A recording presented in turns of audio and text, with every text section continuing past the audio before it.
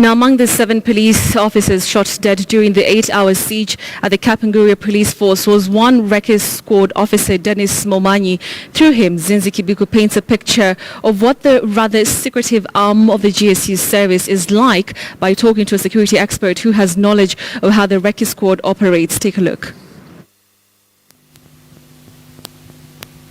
Many look forward to that one perfect day when they say, "I do." For Dennis Momanyi, his big day arrived. The smile on his face and that of his groomsman says it all. But for Dennis, this would only last just a few months. Dennis was among the 7 soldiers Kenya has lost on the forefront line of service. Messages on the Wreckers Squad Facebook page flooded with condolence messages, many referring to him as a hero.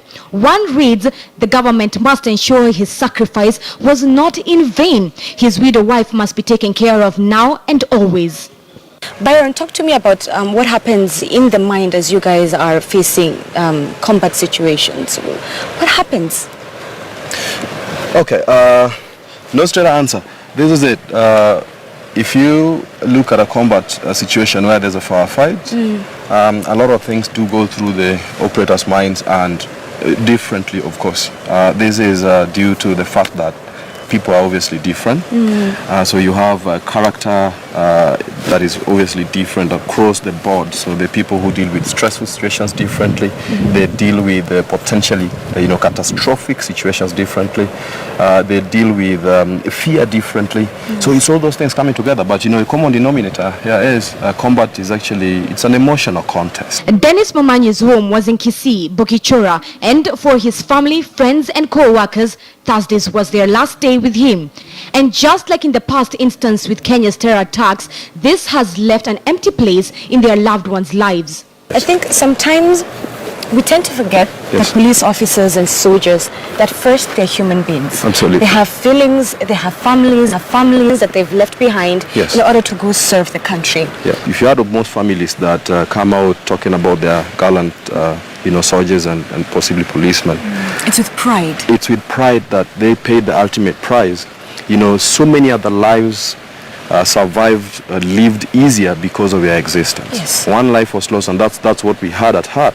That if you were to go out there and lose only one, and possibly help so many other Kenyans behind, within the borders, live easier and possibly feel a lot more enthusiastic going through life, then so be it. I'm curious to find out. Yes.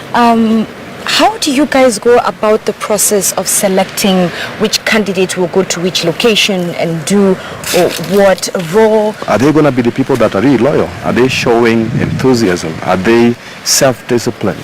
Are they respectful? Are they so obedient? Are they strong enough? Because physical strength and skills and possibly fitness is a requirement.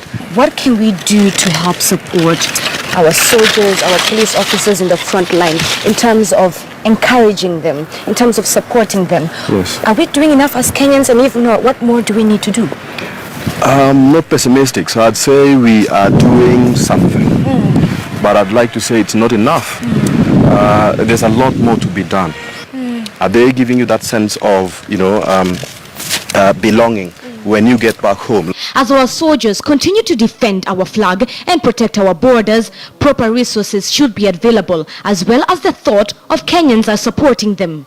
Zinzi Kibiku, KTN News.